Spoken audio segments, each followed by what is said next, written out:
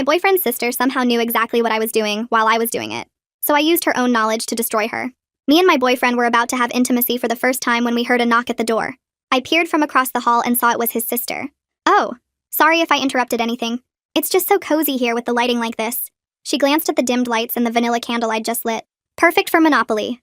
Unless you and Apple were in the middle of something, Bunny." She called her brother that, and my blood went cold. Bunny was the name I called Noah when we were alone, never in front of anyone. Before either of us could say anything, she shoved past us and started setting up the game in the living room. I tried to be nice since Noah always said Danielle was going through a rough time, but my mind was racing. How could she possibly know that nickname? But then halfway through, while Noah was in the bathroom, she casually mentioned how much she loved the show. Love is Blind. My heart went cold. That show was my guilty pleasure, one that I only watched on my laptop while Noah was at work. The episode where the mom finds out about the affair? Do you know it? My stomach twisted because I'd literally just watched that episode. But how did she even know I watched that show? I only streamed it on my laptop with headphones. The next day I got my period. No one but Noah knew about it. I hadn't even called out of work yet. So when Danielle texted me the next morning and exclaimed, "Had the strangest dream about you bleeding last night. Hope you're okay." My hands literally went cold holding my phone. The timing was too perfect. I tried to bring it up to Noah that evening, keeping my voice light like I was just curious. But immediately his whole body changed like I'd never seen before. Jaw tight, shoulders stiff. She's always had a hard time making friends. I'm all she has. And you're my first serious girlfriend. So this is really hard on her. His voice cracked a little on that last part. So I tried. I really freaking tried. I invited her to our movie nights, our Sunday brunches, everything. But then this pattern started that I couldn't ignore. Every single romantic dinner we planned, and I mean everyone, Danielle would suddenly get devastating stomach cramps exactly 30 minutes before our reservation. Noah would have to rush over with medicine and heating pads. The worst part was how stubborn Noah was on rationalizing everything. "She used to be my +1 for everything," he'd say, like that explained how she seemed to know every detail of our lives. Meanwhile, her behavior was escalating in ways that made my skin crawl. I posted our anniversary photo, just a simple selfie of us at dinner, and within an hour she'd posted a whole carousel of childhood pictures. Her and Noah in the bathtub as toddlers. The two of them slow dancing at some middle school formal, her head on his chest. She posted those within an hour, like she was watching my Instagram in real time. The caption made me want to throw up. "No one will ever know you like your day one." After that post, I needed distance from her, which is why I pushed so hard for the Costa Rica trip. We'd been saving for 6 months, taking overtime shifts and skipping takeout. Our flights were booked, hotels paid for, everything perfect. Until 2 days before leaving, when my phone lit up with Noah calling from his car. I could hear Danielle hyperventilating in the background. "She says she can't live without me for a whole week," he said, and I already knew what was coming. "She's having a panic attack, April. A real one. I've never seen her like this." We canceled the trip, lost 75% of our money, 2 days before our flight, the exact window to lose the most money. That night she posted a photo of us, except I was cropped out, with the caption, "Nothing better than sibling time." When I showed him, Noah looked genuinely torn and said, "I love you so much, but she's fragile and I'm scared of what she'll do." So I kept it together for Noah, until the day I was sitting on the toilet and decided to play Candy Crush. I hadn't played in months, and I'd last made it to level 367, but when the game loaded, my heart dropped. I was suddenly on level 950. An awful gut feeling washed over me. And after doing some digging, I found an app I didn't recognize buried in my accessibility settings. Family Safety Monitor. I googled it with my laptop. It was black market spyware that mirrors everything. Texts, photos, searches, even deleted content. And it can see through your camera. And guess when it was installed? 4 months ago. Right after Danielle helped me fix my phone when it was acting weird that one time. I sat there for an hour, half dissociating, half deciding what to do. The obvious answer was to call the cops, but I'm Mexican with no proof that this was her. She'd cry about being worried, wanting to be close, and they'd call it family drama. That's when the idea hit me. If she was watching everything on my phone, I could use that against her. I scheduled a fake appointment at Planned Parenthood and texted my mom, "Noah doesn't know yet, but I'm pregnant. I'm going to abort this." 15 minutes later, there was a knock at the door. It was Danielle. "Isn't there something Noah should know?" I stand there with my hand still on the doorknob, keeping my face completely blank even though my heart is racing. So fast I can feel it in my throat. Danielle's eyes are locked on mine, searching for any crack in my expression, any sign that I know what she's talking about. I can see her getting more confused by the second, because I'm not reacting the way she expected. I take a slow breath and tell her that Noah and I are doing great, and there's nothing we need to discuss right now. She opens her mouth to say something else, but I'm already stepping back and closing the door, not slamming it, but firm enough that she knows the conversation is over. The second I hear the lock click into place, I'm pulling out my phone with shaking hands and opening the clock app to check the exact time. 8:47 p.m. I take a screenshot of it, then I go to my messages and screenshot the fake text I sent to my mom. 15 minutes. She showed up exactly 15 minutes after I sent that text, which means she saw it in real time and immediately drove over here. I save both screenshots to a new folder on my phone that I label Evidence, and my hands are still trembling, but now it's from this weird mix of fear and something else. Anger, maybe. Or just this cold determination settling into my bones. I open my messages again and type out the word pineapple to my mom, our agreed-upon safe word that means everything I say from now on might be fake. The 3 dots appear almost immediately, and then her response pops up with a heart emoji. And the words, "I didn't tell anyone, sweetie." Reading that makes my eyes sting because my mom is the one person in all of this that Danielle can't touch or manipulate or use against me. I sit down on the couch and just breathe for a minute, trying to process what just happened and what it means. She's been watching everything on my phone for months, seeing every text and photo and search, and now I finally have proof that she's using that information. But I can't tell Noah yet because he'll just find some way to explain it away like he always does. I need more evidence, something so clear that even his protective instincts can't rationalize it. Noah comes home a little after 10 p.m., and I can hear how tired he is from the way he drops his keys on the counter and sighs. He walks into the living room, and I watch his face carefully as he asks if Danielle stopped by earlier because she sent him some weird text about needing to talk to me. His first reaction isn't suspicion or concern about why she would show up unannounced. It's this automatic need to defend her and find an explanation. I can see it in the way his shoulders tense up and how he won't quite meet my eyes. I tell him, yeah, she stopped by, but it was nothing important. Just wanted to say hi. He looks like he wants to ask more questions, but he's too exhausted to push it. So he just nods and heads to the bathroom to shower. I sit there on the couch and make a decision right then. I'm not going to say anything to him about the spyware or my suspicions until I have evidence. So solid that even his need to protect his sister can't explain it away. I need to be smart about this, methodical, because if I accuse her without proof, then I'm the bad guy who's attacking his fragile sister. The next morning, I wake up before my alarm and can't fall back asleep, because my brain is already racing with everything I need to do. Noah leaves for his early shift around 6:30 a.m., and the second the door closes behind him, I'm up and making coffee. I sit down at our kitchen table with my laptop and start researching the Family Safety Monitor app, taking screenshots of every single thing I find. The permissions list makes my stomach turn, because it shows exactly what the app can do. It can see through my camera, read my deleted messages, track my location in real time, mirror everything to another device. I screenshot the install date that shows 4 months ago, right after Danielle helped me fix my phone when it was acting weird. I create a document and start organizing everything by date, writing notes about what each piece of evidence proves. The more I read about what this spyware can do, the more violated I feel, like she's been standing in my bedroom watching me for months. But I can't let myself fall apart right now. I channel all that sick feeling into cold determination and keep taking screenshots, keep building my case. During my lunch break at work, I find Vikram in the break room and ask if he can look at my phone privately. My hands are shaking a little when I say it, because asking for help makes this whole thing feel more real. Vikram has been my work friend for 2 years, and I trust him completely. But admitting out loud that someone has been spying on me is terrifying in a way I didn't expect. He can see something is seriously wrong from my face, and he immediately says yes, of course he'll help. We go to an empty conference room, and I pull up the accessibility settings to show him the app. I watch his expression change as he scrolls through the permissions, his eyebrows pulling together and his mouth getting tight. He looks up at me and says this is definitely spyware, and it's mirroring everything to another device in real time. Then he tells me something I didn't expect. He says I need to keep the phone exactly as it is for now, because if I delete the app or change any settings, I could destroy the chain of evidence I'll need if this goes legal. Legal. The word makes my chest feel tight because I hadn't really let myself think that far ahead yet. After work, I stop at a convenience store 3 blocks from my apartment and buy the cheapest prepaid phone they have. I pay with cash and give a fake name when I activate it, feeling like I'm in some kind of spy movie, except this is my actual life. The burner phone is this cheap plastic thing that feels like a toy in my hand, but having it in my purse makes me feel like I'm finally taking back some small piece of control over my own privacy. Danielle can watch my regular phone all she wants now because I have a way to communicate that she can't see. I program in my mom's number and Vikram's number, and that's it. Nobody else needs to know about this phone yet. That evening, I'm sitting on the couch with my compromised phone, and I create a fake calendar event for tomorrow afternoon at 2 p.m. I title it Therapy Intake Appointment, and add it to a made-up address for a women's health center. In the notes section, I write, discussing relationship anxiety and communication issues with Noah, to make it look completely real and personal. Then I just sit there and wait to see what happens, my heart beating hard in my chest. I'm testing her again, seeing if she'll take the bait, and part of me is hoping she won't because that would mean I'm wrong about all of this. But another part of me, the part that's been feeling crazy and paranoid for months, needs to know for sure. I sit there staring at my phone, waiting to see what happens next. 23 minutes pass and I'm checking Instagram every few seconds, my thumb sliding over the screen again and again. Then Danielle's profile picture appears at the top of my story feed with that little colored ring around it. My stomach drops. I tap it and there's a quote post with a thinking face emoji. The text says something about how some people hide their problems instead of facing them. My hands go cold holding my phone because there's no way, absolutely no way she could know about that therapy appointment, unless she's watching my phone right this second.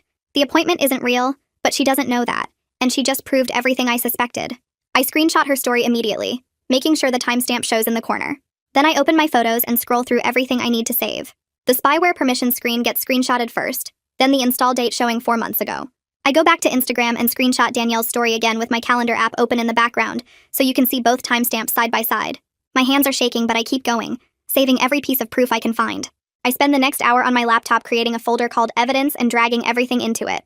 Each screenshot gets renamed with the date and a note about what it proves. The spyware install date goes in first, then the fake calendar event I created, then Danielle's Instagram story posted exactly 23 minutes later. I add a text document with notes about the timing and what each piece of evidence shows. Looking at it all laid out like this makes the pattern impossible to ignore. The next morning, I'm sitting at my kitchen table with my laptop open, searching for privacy rights websites. I find a legal aid hotline number and my finger hovers over the call button for a full minute before I actually press it. The intake person who answers sounds tired but kind, and I tell her the whole story from the beginning. About the spyware, about Danielle knowing things she shouldn't know, about the fake pregnancy text and her showing up 15 minutes later.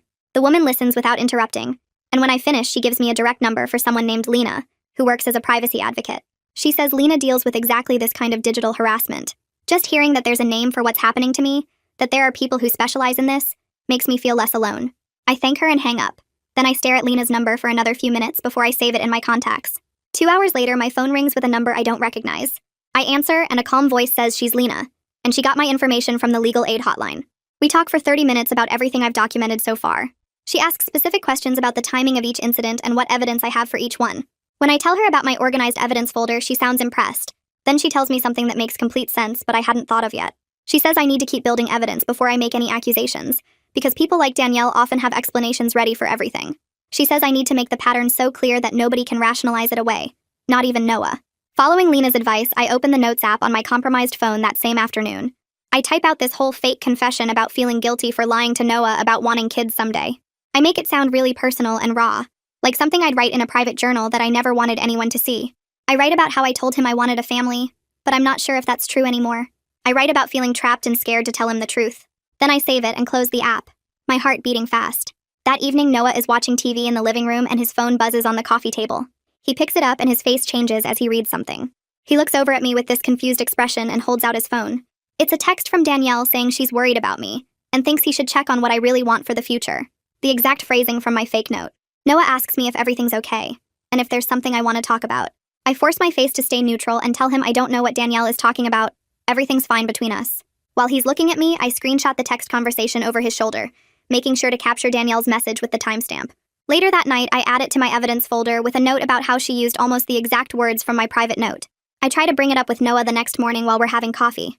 I ask him if he thinks it's weird that Danielle texted him about my future plans right after I was thinking about that stuff. He immediately gets this defensive look on his face and his shoulders tense up. He says Danielle probably just sensed something was off because siblings have that kind of connection, that twin thing where they know what the other person is feeling. I want to scream at him that she's not psychic. She's watching my phone, but instead I just nod and say, okay. After he leaves for work, I open my evidence folder and add a new entry with the date and time, recording exactly what he said about the sibling connection. Watching him rationalize this away when the proof is right in front of him makes me feel so frustrated I could cry. But crying won't help. Building an undeniable case will help. The next morning, I meet Lena in person at a coffee shop downtown. She's in her 40s with gray streaks in her dark hair, and she has this calm energy that makes me feel safe. We sit in a corner booth and she pulls out a printed checklist. She walks me through everything I need to do next. Preserve all evidence and make backup copies. File a non-emergency police report to create an official record. Consider sending a formal no-contact letter to establish clear boundaries. She's so professional and matter-of-fact about it all. Like what's happening to me is serious enough to warrant these steps, but also something that can be handled. She doesn't make me feel crazy or paranoid. She makes me feel like I'm doing exactly the right thing by documenting everything carefully.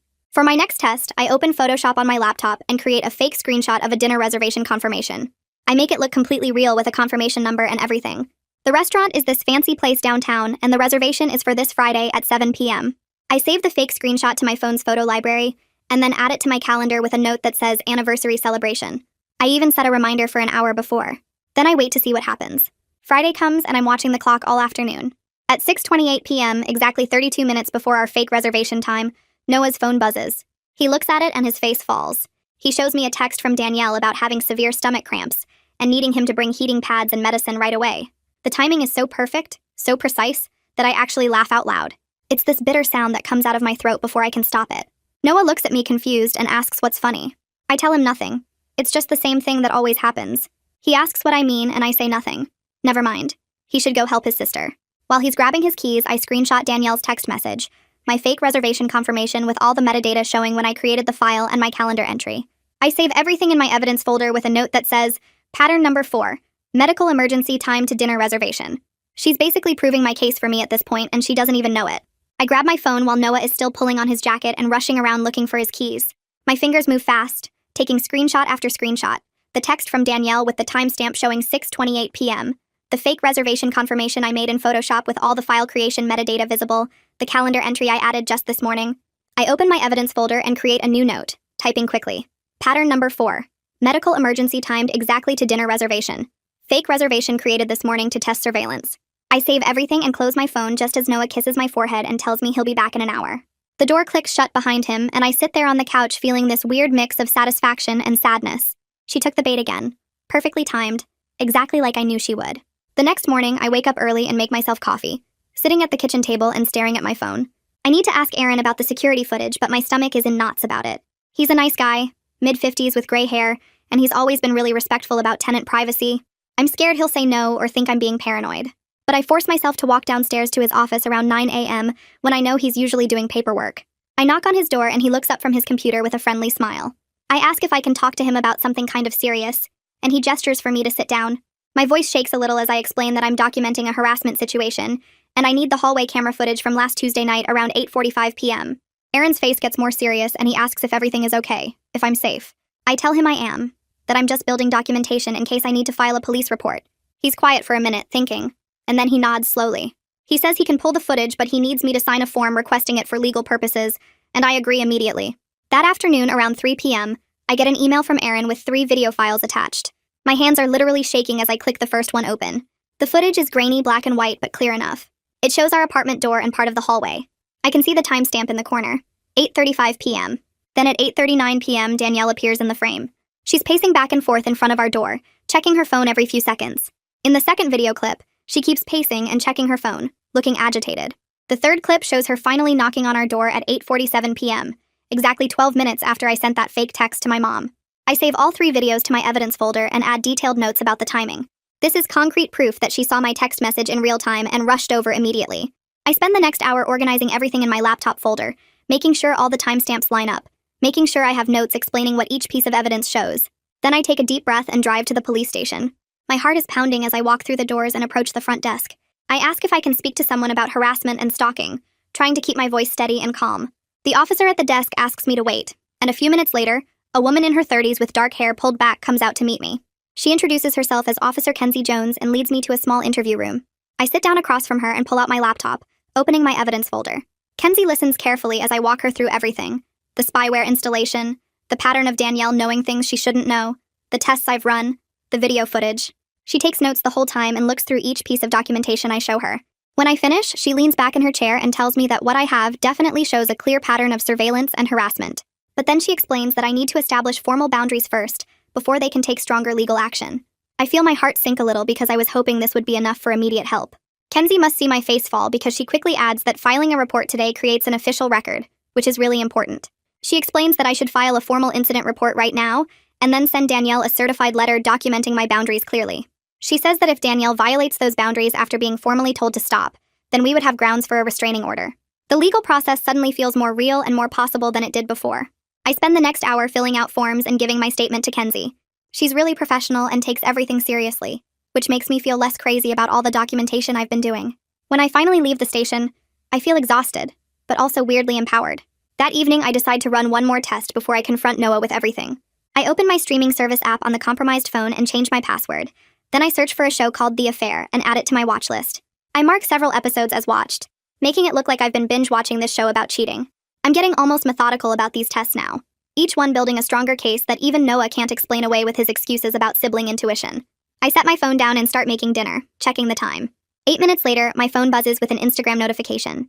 Danielle has posted a meme about people who watch shows about cheating because they're guilty themselves, with a bunch of side-eye emojis and laughing faces. The speed of her response is almost impressive in how obvious it is.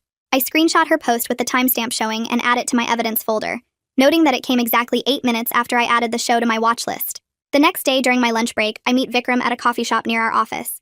He's already ordered us both sandwiches, and he looks concerned when I sit down. I show him all my evidence and explain what the police said about needing documentation.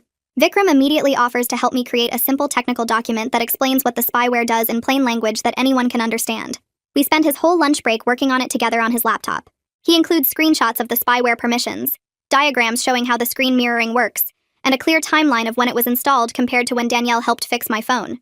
Having this technical validation from someone else, someone who actually understands this stuff, makes everything feel more real and more serious. After work that day, I meet with Lena at her office. She's reviewed all my documentation, and she helps me draft a no-contact letter to Danielle. We make it completely factual and unemotional, just listing specific incidents with dates and times and stating clearly that I want no further contact of any kind.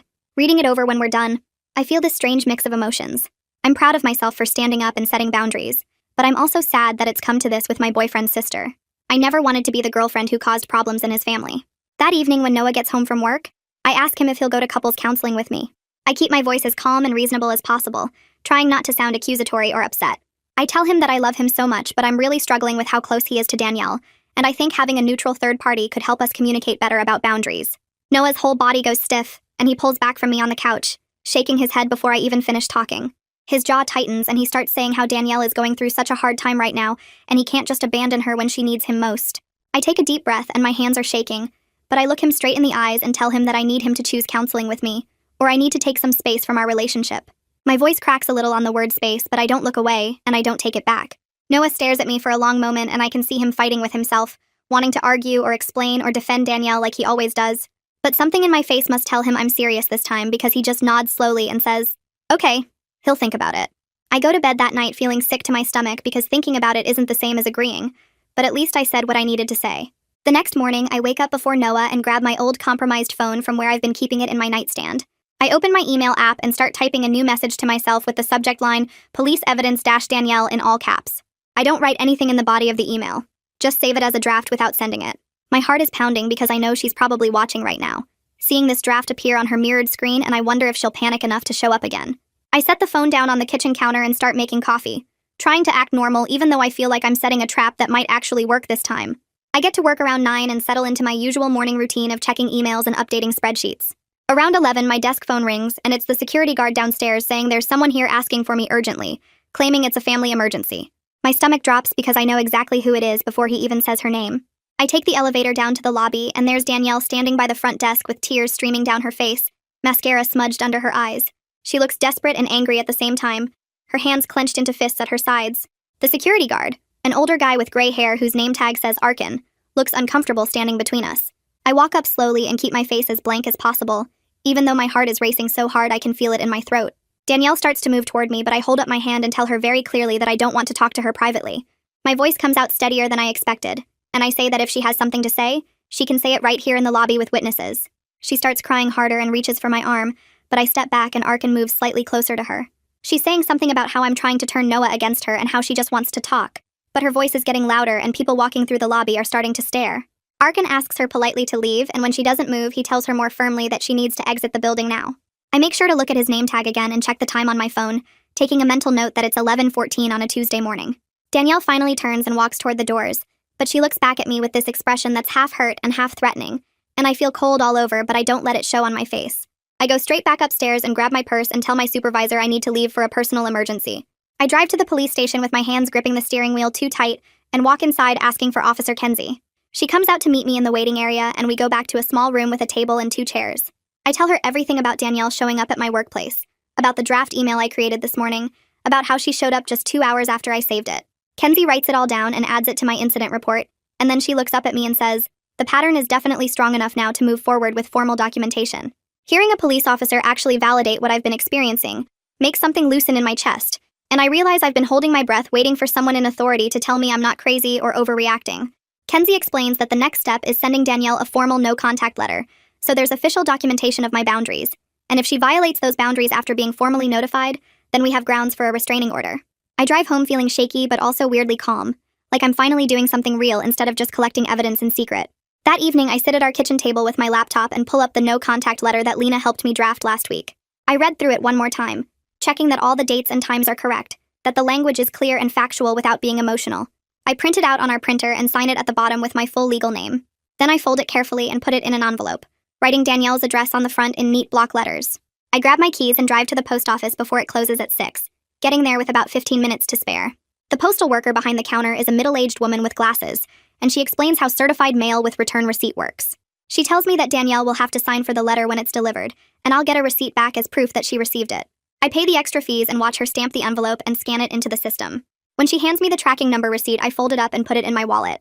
And holding that little piece of paper makes me feel like I'm finally doing something concrete to protect myself, instead of just reacting to whatever Danielle does next. The tracking website shows the letter was delivered 2 days later on Thursday morning at 10:32. I check my phone obsessively all day waiting to see what Danielle will do. If she'll text Noah or show up somewhere or post something weird online. Friday morning, I'm drinking coffee and scrolling Instagram when I notice something strange. My notifications show that Danielle has liked about 30 of my old posts from 2 and 3 years ago, all within a 10-minute window between 7:15 and 7:25.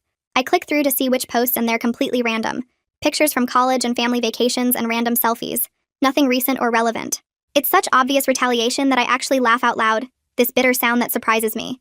But instead of getting upset, I just start screenshotting her activity, making sure the timestamps are visible in each image. I add them all to my evidence folder on my laptop with a note that says, "Retaliation via social media, 1 day after no contact letter delivery." I text Vikram that same afternoon and ask if he has time to help me set up a completely new phone and laptop. He says he can come over Sunday morning and brings his own laptop bag full of cables and external drives.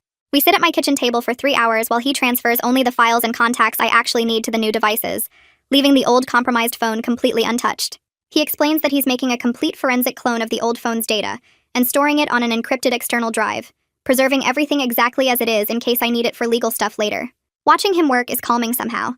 Seeing someone who knows what they're doing take this seriously and treat it like the violation it actually is. When he's done, he puts the old phone in a plastic bag and labels it with the date and his initials, telling me to keep it somewhere safe and dry. The new phone feels weird in my hand, lighter somehow, and I realize it's because I'm not carrying around the weight of knowing someone is watching everything I do anymore. Over the next few days, I start noticing something new and it makes my skin crawl. 2 of Noah's friends, guys he's known since high school, send me messages out of nowhere asking if everything is okay. One of them, Jake, says he heard I've been going through some stuff and wants to make sure I'm all right. The other one, Arkin, asks if Noah and I are having problems because someone mentioned I've been acting secretive lately. I screenshot both conversations and then check Danielle's Instagram to see if she's posted anything, but her account has gone completely quiet since the letter was delivered. That's when I realize she's moved to a different strategy now that her direct access to my phone is gone. She's trying to poison Noah's social circle against me, sending private messages with vague hints that make me sound untrustworthy or unstable. I respond to both guys saying everything is fine and thanks for checking in, keeping my messages short and normal. But inside, I'm furious because this is exactly the kind of thing that's hard to prove or document, just careful manipulation that makes me look paranoid if I try to explain it. I spend an entire evening at my laptop creating a clean, organized PDF document that shows everything in one place. I start with a title page that just says evidence of surveillance and harassment with the date range. Then I create a timeline that shows each piece of bait I planted on the left side, with the exact date and time and Danielle's response on the right side with timestamps and screenshots. The fake pregnancy text and her arrival 15 minutes later with video footage from the hallway camera. The fake therapy appointment in my calendar and her Instagram story 23 minutes later. The fake dinner reservation, and her text to Noah about stomach cramps exactly 30 minutes before. The draft email about police evidence and her showing up at my office 2 hours later. Every single trap laid out in order with the proof right next to it. Then I add a section with Vikram's technical document explaining what the spyware does and when it was installed. Another section with the security footage and police reports. A final section with screenshots of her retaliatory behavior after the no-contact letter. When I'm done, the PDF is 42 pages long, and laying it all out like this makes the pattern impossible to deny. She's been watching my phone in real time for months, and I have proof of it that even Noah can't explain away with his excuses about sibling intuition or coincidence. I save the file with a password and email it to myself at 3 different email addresses, just to make sure I don't lose it. Then I sit back and look at the document on my screen and feel this weird mix of pride and sadness. Proud that I stood up for myself and documented everything so carefully, but sad that it had to come to this with my boyfriend's sister in the first place. I print out the certified mail receipt and hold it in my hand while I walk to the living room where Noah is watching TV. My stomach feels tight, but I keep my voice steady when I tell him we need to talk about counseling again, and I can see his shoulders go tense before I even finish the sentence. He starts to say something about how Danielle needs him right now, but I hold up the receipt and tell him this is my boundary. Counseling, or I need space from this relationship. The words come out firmer than I expected, and I watch his face change as he realizes I'm serious this time. He looks at the receipt for a long moment, his jaw working like he's trying to find the right words, and when he finally nods, his whole body looks tired in a way I've never seen before. He agrees to 1 session, just 1, and I can see in his eyes that part of him knows something is really wrong, but he's still too scared to face what that might mean about his sister. The next morning, I call Lena from my new phone and ask if she can do a conference call with Officer Kenzie to coordinate how I should present my evidence at the counseling session. Lena picks up on the second ring and immediately agrees, saying she'll loop Kenzie in within the hour. When the three of us are on the line together, I explain that Noah finally agreed to counseling, and I want to show him the evidence there with a neutral witness present. Kenzie asks if I'm worried about my safety, and I tell her no. I'm more worried about compromising any potential legal case if I present things wrong. Lena jumps in and says that having a therapist witness Noah's reaction to the evidence could actually strengthen my documentation of the pattern, showing that I tried to address this through proper channels before escalating further. They both walk me through exactly what to bring, how to present it calmly, and what to do if Noah gets defensive or tries to leave. By the time we hang up, I feel like I have a game plan instead of just panic. That afternoon, I pull out the old cloned phone that still has the spyware running, and I create one final test. I open a flight booking website and take a screenshot of a fake confirmation for a solo trip to visit my college roommate Ava next month, making sure the dates and flight numbers look completely real. I save the screenshot to my photos and add the trip to my calendar with notes about packing and what to bring Ava as a gift. Then I set the phone down on my kitchen counter and go make myself lunch, forcing myself to act normal even though my heart is racing. I check my watch every few minutes, counting down, waiting to see if Danielle will take the bait one more time. 18 minutes later, Noah's phone starts buzzing on the coffee table where he left it. I walk over and see his screen lighting up with message after message from Danielle, the notifications piling up so fast he can't possibly read them all. He picks up his phone looking confused and starts scrolling through, his eyebrows pulling together as he reads. She's sending him this flood of texts about how she can't handle him abandoning her, how she thought they were closer than this, how a whole week away is too much for her to bear right now. Noah looks up at me with this completely lost expression and asks if I'm planning a trip somewhere, because Danielle seems to think I'm leaving for a whole week. My fake booking was for 6 days, not 7, and I watch him stare at his phone trying to figure out how his sister could possibly know about a trip we never discussed. I tell him calmly that I was thinking about visiting Ava, but hadn't mentioned it to anyone yet, and I can see the gears turning in his head as he tries to make sense of the timing. 3 days later, we drive to the counseling office in separate cars because Noah has to go straight to work after. The building is this old converted house with a waiting room that smells like lavender, and I sit there with my folder of evidence on my lap, feeling like I might throw up. When the door opens, Joyce walks out and introduces herself, this calm woman in her 50s with gray hair and kind eyes. She leads us into her office and gestures to a couch, explaining that her job is to help us communicate more effectively, not to take sides. The room is small and comfortable with soft lighting and plants on the windowsill, and I feel this weird mix of nervousness and relief that we're finally here with someone neutral who can witness what I'm about to show Noah. Joyce asks us what brought us to counseling today, looking between us with this patient expression. I take a breath and pull out my printed timeline, the pages slightly crumpled from how tightly I've been gripping them. My hands are shaking just a little as I hand the document to Noah, and I explain as calmly as I can that I discovered spyware on my phone, and I've been documenting the pattern for the past 2 weeks. Noah takes the papers looking skeptical, and I watch his face as he starts reading the first page where Vikram laid out the technical explanation of what Family Safety Monitor does. His eyes move across the lines, and I can see his certainty starting to waver as he reads about camera access, deleted message recovery, real-time location tracking. Noah looks up at me with this expression that's half confused and half defensive, and he asks how Danielle could possibly know all these things, if it wasn't just coincidence or sibling intuition. His voice has that same protective edge it always gets when I bring up his sister. I don't say anything, just pull out my laptop and open the security camera footage that Aaron gave me. I angle the screen so both Noah and Joyce can see it clearly, and I play the clip of Danielle pacing outside our apartment door, checking her phone over and over. I point to the timestamp in the corner showing 8:32 p.m., then I pull up the screenshot of my fake pregnancy text to my mom stamped at 8:17 p.m., 15 minutes. Noah watches the video play, and I can see the exact moment when his certainty starts to crack, his mouth opening slightly like he wants to argue but can't find the words. Joyce leans forward slightly and starts talking in this gentle but firm voice about the difference between supporting someone and enabling harmful behavior. She explains what healthy boundaries with family members look like, using words like enmeshment and codependency that I've read about online but never heard said out loud in relation to Noah and Danielle. I watch Noah struggling with this, his whole body tense, and I can tell his identity as Danielle's protector is being challenged in a way that makes him deeply uncomfortable. But he's listening, really listening, in a way he never has before when I've tried to talk about this. His eyes stay on Joyce and he nods occasionally, and I feel this tiny spark of something that might be hope. Right in the middle of Joyce's explanation about what enmeshment means, Noah's phone starts ringing in his pocket. He pulls it out and I see Danielle's name on the screen, and before he can answer, Joyce asks him gently if he can silence it and stay present in the session. The phone keeps ringing and Noah stares at it, his thumb hovering over the answer button. Then it stops and immediately starts ringing again. And again. 5 calls in a row, each one going to voicemail before the next one starts. Joyce repeats her request, her voice still calm but with a little more firmness, and I hold my breath waiting to see what Noah will do. He looks at the phone one more time, then hits the side button to silence it and puts it face down on the couch next to him. It keeps buzzing silently, but he doesn't pick it up, and I feel this wave of relief so strong it makes my eyes sting. After the session ends, we walk out to the parking lot in silence, both of us processing everything that just happened. Noah gets in his car but doesn't start it right away, just sits there staring at his steering wheel. I pull out the old cloned phone and open my messages, and I show Noah what I'm doing as I type a very specific phrase to myself, thinking about getting a dog next spring. I send it and show him the timestamp. Then I put the phone away and tell him to wait 20 minutes. We sit in our separate cars and I watch the clock on my dashboard tick forward, my heart beating hard in my chest. At exactly 19 minutes, Noah's phone lights up and he holds it up to show me through his windshield. Danielle has posted an Instagram story with a picture of a puppy, the caption reading, "Some people aren't ready for that kind of commitment," with 3 thinking face emojis. Noah just stares at his phone and doesn't say anything, but I can see from here that his hands are shaking. I turn to face him in the passenger seat and my whole body feels like it's vibrating with nervous energy. The words come out shaky but clear. "I need you to stop all contact with Danielle for 30 days while we work on us, or I'm moving out." Noah's head snaps toward me and I can see panic spreading across his face. His mouth opens but nothing comes out at first. I watch his hands grip the steering wheel even though the car isn't running, his knuckles going white. I know this is asking him to choose and I'm scared he'll pick her like he always has, but I can't keep living with someone watching my every move through my own phone. Noah closes his eyes and takes this long, shaky breath. When he opens them again, there are tears, but he nods once, just once, and says, "Okay." That single word feels like the ground shifting under me.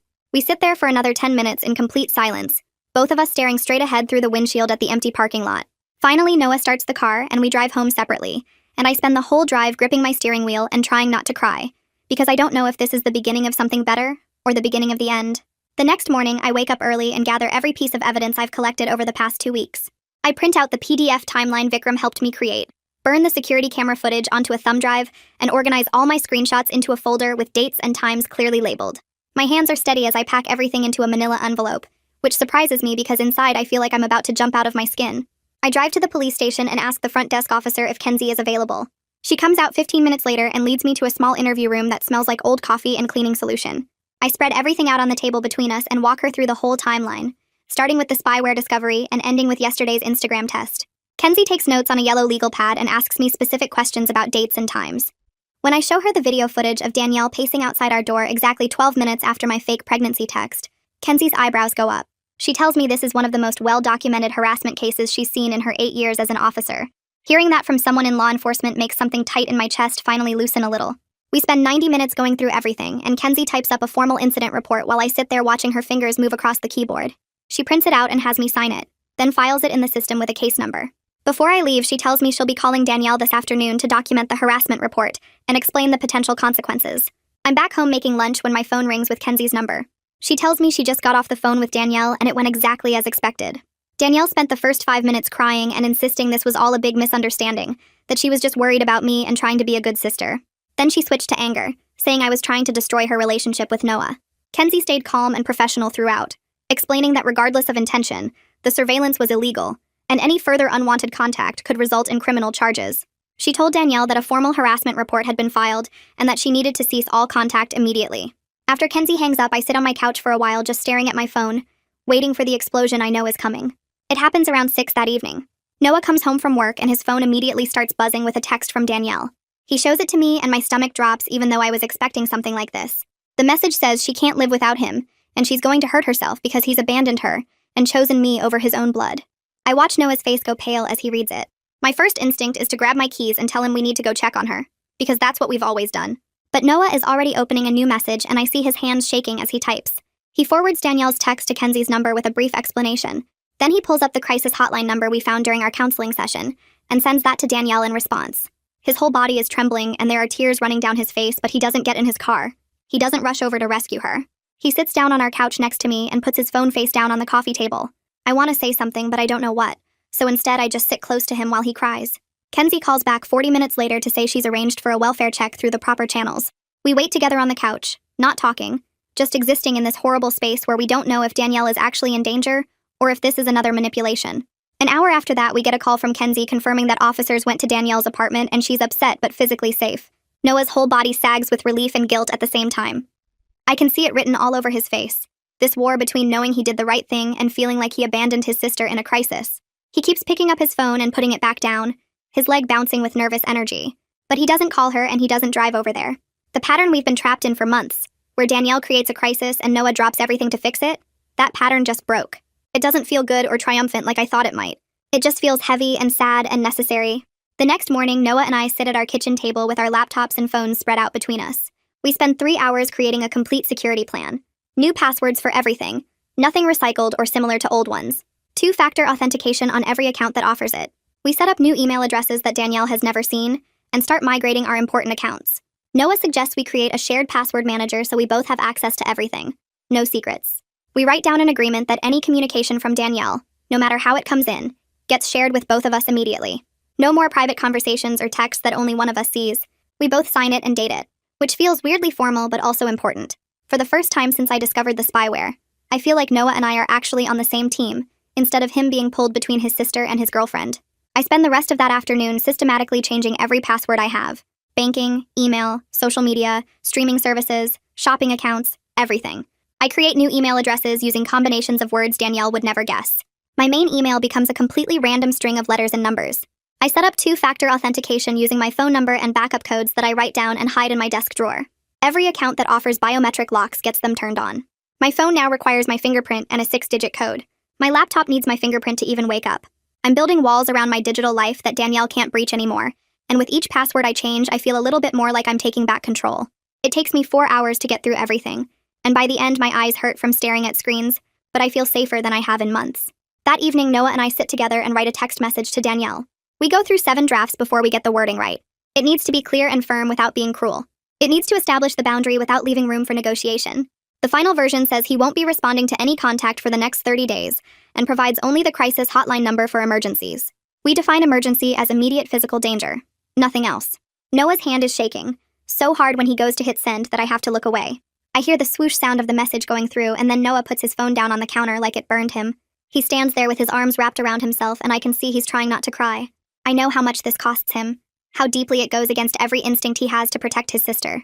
But he did it anyway, and I'm proud of him, even though proud feels like a weird emotion to have about something this painful. Over the next few days, I check Danielle's Instagram periodically, just enough to screen for actual safety concerns. Her posts become this roller coaster of emotions that would be almost funny if it wasn't so concerning. First, there's a vague post about betrayal and people showing their true colors. Then 6 hours later, there's a bright, cheerful selfie with a caption about self-care and growth. The next day, it's an angry quote about fake people and toxic relationships. Then another cheerful post about trying a new restaurant alone and loving it. The whiplash is intense. I screenshot everything with timestamps, but I don't engage and I don't share the posts with anyone except Noah. Joyce talked about disengagement in our session, about how sometimes the healthiest thing you can do is stop participating in someone else's chaos. So I practice that art of watching without reacting, documenting without engaging, staying aware without getting pulled back in. 2 weeks after we set the no-contact boundary, I meet Lena at the same coffee shop where we first talked. She's already there when I arrive, sitting at a corner table with a stack of papers in front of her. I order a coffee and sit down across from her. Lena explains that the next step is sending a formal civil cease and desist letter that specifically demands deletion of any data Danielle obtained through the spyware. She shows me a draft she's prepared using legal language about unauthorized access to electronic communications and violation of privacy rights. The letter lists every piece of evidence we have and demands that Danielle immediately delete all data, photos, messages, and information she obtained through the surveillance. It also demands that she provide written confirmation of deletion. Lena explains that having this formal legal documentation is important because it's not just about stopping future harm, it's about addressing the violation that already happened. My data, my private messages and photos and searches, they're still out there on whatever device Danielle used to mirror my phone. Getting legal language around data deletion feels crucial. Like I'm not just protecting my future privacy, but also reclaiming my past privacy that was stolen from me. That night, I text Vikram asking if he can help me put together a technical document that explains all the spyware stuff in a way that lawyers and judges could understand. He responds within 5 minutes saying he's free tomorrow evening, and I should bring my laptop with all the evidence files. The next evening, I meet him at a quiet library study room, and he's already set up with his own laptop and a legal pad covered in notes. We spend 3 hours going through everything I found on my phone, with Vikram typing up explanations about what each permission means and how the mirroring process works.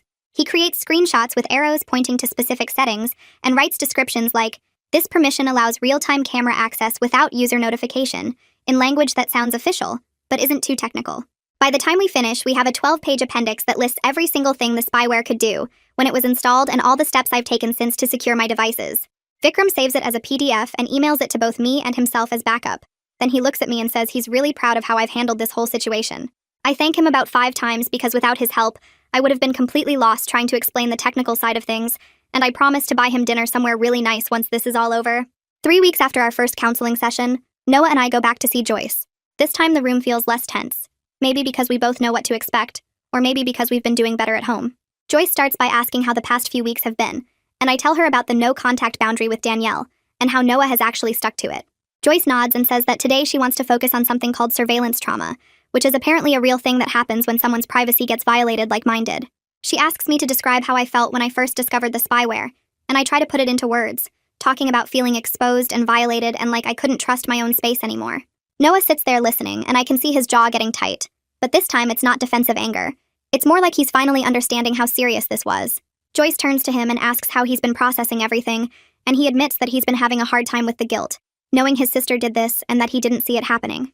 We talk for almost an hour about trust and boundaries and what it means to rebuild after something like this, and it hurts, but it also feels like we're finally being completely honest with each other instead of dancing around the hard stuff. About halfway through the session, Joyce asks Noah directly about his relationship with Danielle before I came into the picture. He shifts in his seat and looks down at his hands before saying that Danielle was basically his best friend and main support person for years. He talks about how after their dad left when they were teenagers, he kind of stepped into this protective role, and Danielle leaned on him for everything. Joyce listens carefully, and then asks if he thinks that dynamic was healthy for either of them, and Noah goes quiet for a long minute before admitting that it probably wasn't. He says he's starting to realize that he let Danielle fill a role she shouldn't have been in, and that by trying to protect her from everything he actually made it harder for her to develop her own coping skills. Joyce writes something on her notepad, and then pulls out a referral card for a therapist who specializes in family enmeshment and codependency issues. She hands it to Noah and suggests he might benefit from working through some of this stuff individually, and instead of immediately saying no like I expected, he actually takes the card and says he'll think about it. That small moment of him considering therapy for himself feels huge, like maybe he's finally ready to work on the patterns that got us here. 2 days later, I'm at work when my phone rings with a number I recognize as the police station. I step into an empty conference room and answer, and it's Officer Kenzie calling with an update. She tells me that my report has been officially logged into their system and assigned a case number, which means it's now part of the permanent record. Kenzie explains that if Danielle violates any of the boundaries we've established, we now have really strong grounds for pursuing a restraining order because the pattern is documented. She also tells me to keep all my evidence organized and accessible for at least 6 months, and to report any new incidents immediately no matter how small they seem. Hearing Kenzie say that the police are taking this seriously, and that we have options if Danielle escalates again, makes me feel safer than I have in months. I thank her and write down the case number in my phone. Then I sit in that conference room for a few extra minutes, just breathing and letting myself feel relieved that the system is actually working the way it's supposed to. The following week, I meet with Lena at her actual law office instead of the coffee shop. Her office is small but professional, with law books lining one wall and a big desk covered in neat stacks of papers. She's printed out the cease and desist letter we drafted along with Vikram's technical appendix, and everything is formatted on official letterhead from her firm. Lena walks me through each section, pointing out the specific language about data deletion and unauthorized surveillance, and my legal rights under state privacy laws. The letter demands that Danielle immediately delete all data she obtained through the spyware, provide written confirmation of deletion, and cease all contact and monitoring. It also includes a clear notice that I'm aware of my legal options and prepared to pursue them if necessary. Lena explains that sending it through her law office instead of just from me personally carries more weight because it shows I have legal representation. I sign the authorization form, and Lena says she'll have it sent via certified mail that afternoon. Watching her seal the envelope and write out Danielle's address feels like I'm drawing a line in the sand that Danielle can't cross without facing real legal consequences, and that feeling of taking official action is both scary and empowering at the same time. For the next week, I check the mail tracking obsessively, watching as the letter makes its way to Danielle's apartment, and then shows as delivered with her signature confirming receipt.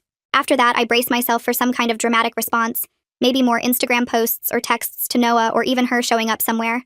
But instead, what happens is complete silence. Danielle's Instagram goes private overnight, and when I check her profile through a backup account I created, I can see she stopped posting entirely. No more vague quotes, no more childhood photos of her and Noah, nothing. Noah tells me she hasn't texted or called him either, which is wild considering she used to message him multiple times a day. The silence is almost eerie after weeks of constant boundary violations and surveillance and manufactured emergencies. Part of me wonders if it's just the calm before another storm, but another part of me thinks maybe the formal legal intervention actually worked. Either way, I'll take this uneasy peace over active harassment any day, even if I'm still checking over my shoulder and monitoring my devices obsessively.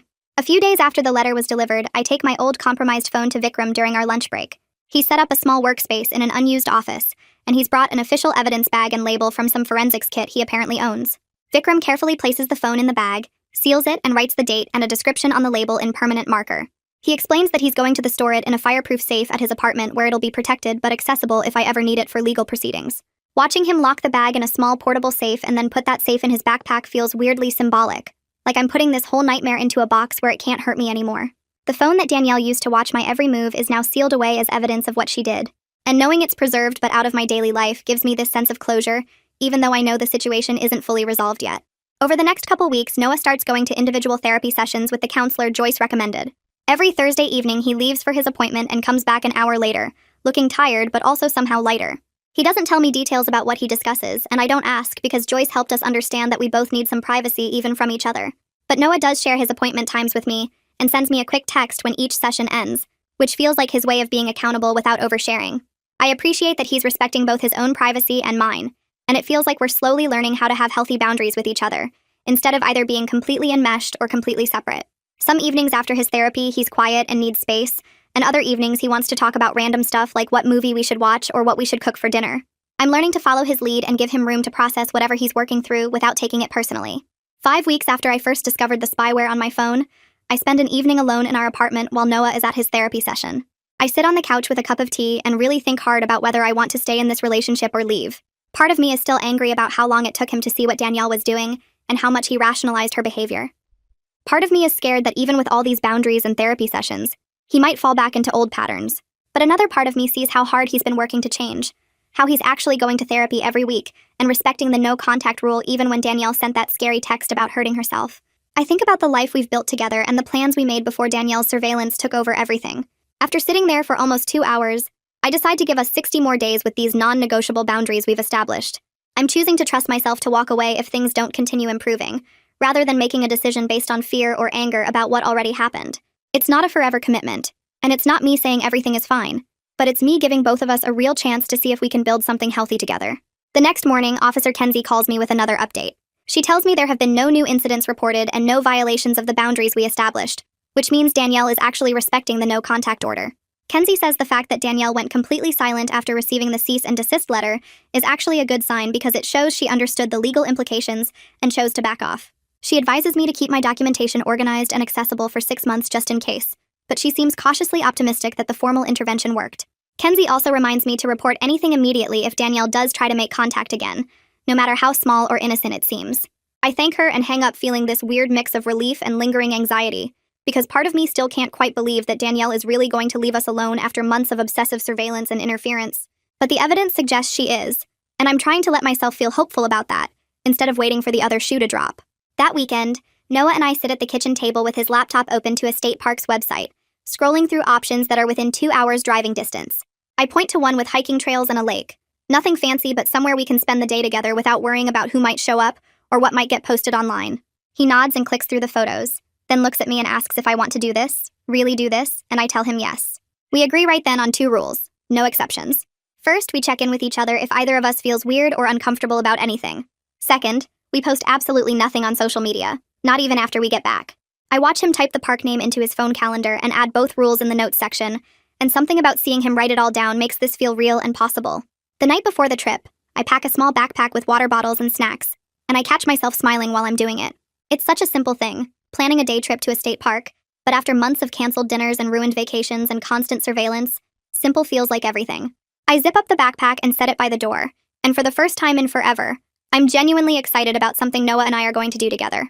The next morning, while I'm getting dressed in comfortable clothes for hiking, I look at my new phone sitting on the dresser and think about how far I've come in the past 6 weeks. My devices are completely secure now with new passwords and 2-factor authentication on everything. I have a full legal paper trail with police reports and cease and desist letters and documented evidence that no one can explain away. Noah goes to therapy every single week, and he's actually working on his boundary issues instead of just talking about them. Danielle hasn't sent a single text or made any kind of contact in over a month, which still makes me nervous sometimes but also gives me hope that maybe she finally got the message. I'm sleeping through the night now without waking up paranoid that someone is watching me through my camera. I feel safer in my own relationship, like it actually belongs to me and Noah instead of being something his sister controlled from the shadows. I'm proud of myself for standing up and demanding the respect I deserved instead of just accepting the situation. Noah and I talked last night about maybe trying to plan Costa Rica again in 6 months if things stay stable like this, and I actually let myself imagine it this time. I can picture us on that trip together, just the 2 of us, without anyone sabotaging it or showing up or having a convenient emergency. The relationship I fought so hard to protect is finally starting to feel like it's really ours, and that's worth everything I went through to get here.